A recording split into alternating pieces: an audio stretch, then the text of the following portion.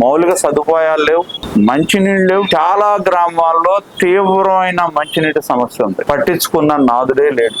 గత 5 సంవత్సరాల్లో మేము ఎక్కడికి వెళ్ళినా కూడా కనీసమైన అభివృద్ధి కూడా లేదు. ఆ ప్రాంతాల్లో సమస్యలు ఏంటి, ప్రజల అవసరాలు ఏంటి అనేది మేము కలిసినప్పుడు ఎంతో మంది గత 5 సంవత్సరాల కాలంలో తీవ్రంగా నిర్లక్ష్యానికి గురయ్యామనే ఆవేదన, బాధని వ్యక్తం చేయడం జరిగింది. నేను పెదకాకంలో ఒక ప్రాంతానికి వెళ్ళాను. ఆ మహిళ చెప్పింది, 5 సంవత్సరాల ముందు మేము మా దగ్గరకు వచ్చి మేము పట్టాలు ఇస్తాం, రోడ్లు వేస్తామంటే మేము నమ్మి ఓట్లేసాం. తర్వాత మా చెప్పులు అరిగేటట్టు తిరిగాం, మమ్మల్ని పట్టించుకున్న నాదుడే లేడని చెప్పడం జరిగింది. చివరికి కరెంట్ అనేది కనీస అవసరం. వాళ్ళు ప్రభుత్వ నిషేధిత భూముల్లో ఇల్లు కట్టుకున్నారని, డబ్బులు పెట్టుకుని ఇల్లే. 4 సంవత్సరాలు కరెంటు కూడా ఇవ్వాల. చివరికి కరెంట్ వాళ్ళకి కానీ పంచాయతీ వాళ్ళకి కానీ 10,000 రూపాయలు ఖర్చు, 1000 రూపాయలతో అయ్యే పని 10,000 రూపాయలు ఖర్చు పెడితే కానీ కరెంట్ రాల.